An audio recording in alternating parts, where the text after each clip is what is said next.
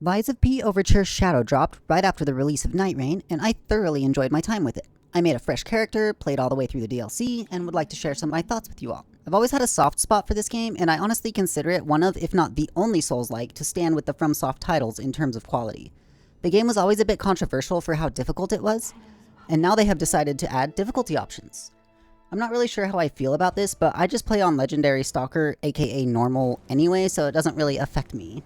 This game has a few notable differences to your traditional Souls-like, such as the armor being split up into these parts that increase different defensive attributes. You've got bonfires, a Sekiro arm, a leveling system straight out of Bloodborne, and lots of intriguing and cryptic side quests to engage in. I think the most brilliant part about this game is the perfect guard retention system. It's like a genius mix of Bloodborne's rally and Sekiro's parry system.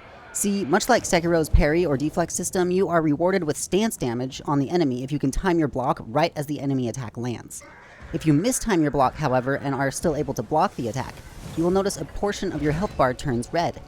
You can then regain this health by attacking the enemy, much like in Bloodborne, or by hitting more perfect guards, meaning the game rewards you for staying up in the boss's face and trying to learn their movesets. I do think this window could stand to be a little bigger, but when you hit those perfect guard chains and get a fatal attack, the soul's endorphins kick in and it feels great. Possibly my favorite change they added since the last time I played is the ability to use soul items straight from the level up menu, item shops, etc. This is just such a convenient feature that I hope other Souls-likes adopt in the future. It reminds me of when Dark Souls 2 let you use multiple souls at once. You can also upgrade your character by activating your P organ. Shield your eyes, kids! This can give you some very useful upgrades, such as more healing items, more fable charges, more damage, etc. Now, I did want to mostly focus on the DLC in this video, but I felt a small recap was necessary as most people probably haven't played the game in a while like myself. Real quick, if you enjoy this type of content, please hit the like button and consider subscribing so you don't miss any future videos. I make all this content by myself, so any help is greatly appreciated. Back to the video.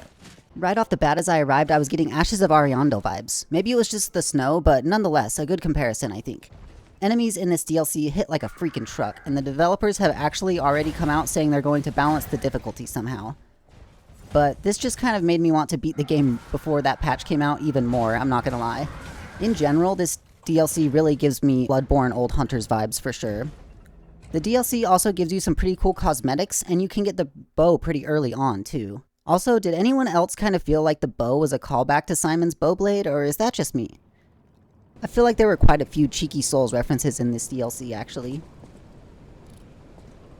The intro shot panning across the zoo as you walk in is also incredible, and it really gives you a sense of what Croc could have been like before the petrification disease and the puppet frenzy, even more so than the base game in my opinion. We get two new Legion arms in the DLC, the Icarus and the Shotgun. The Shotgun is far better, but the Icarus does look really cool and is good at staggering smaller enemies. The DLC areas are all pretty tightly packed with difficult enemies and things to find, and like the base game, the whole affair was fairly linear. I don't think this is a bad thing necessarily, but it is something you'll notice if you play a lot of Souls-like kind of games. I'm going to make a separate video talking about all the bosses, but the fights were all really challenging and felt rewarding when I finally did pull off that win. I ended up using summons for 2 of the fights, but it was more for lore reasons.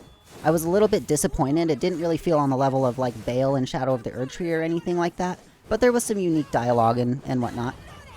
The DLC also experiments with a new kind of note, which are these little recordings you can listen to, and I really like this. They remind me of the audio logs or something like that in BioShock. The story of the DLC is really good and answers some questions you might have if you really like the story in the base game. We get to meet the legendary Stalker, see more of Carlo's world as a human, and your reward for beating the DLC is quite possibly the strongest weapon in the entire game. It made short work of the remaining bosses when I came back and finished the rest of it. All in all, I really enjoyed my time with the DLC, even if some of the boss fights and elite enemies were ridiculously difficult. You can always lower the difficulty, use star fragments and cubes, or spec more into defense if you're having trouble, so just keep at it. What did you all think of the Overture DLC? What games do you want to see me cover next on this channel? Let me know in the comments below, and go ahead and hit the subscribe button while you're down there since you stayed this long. Thanks for watching, love you guys.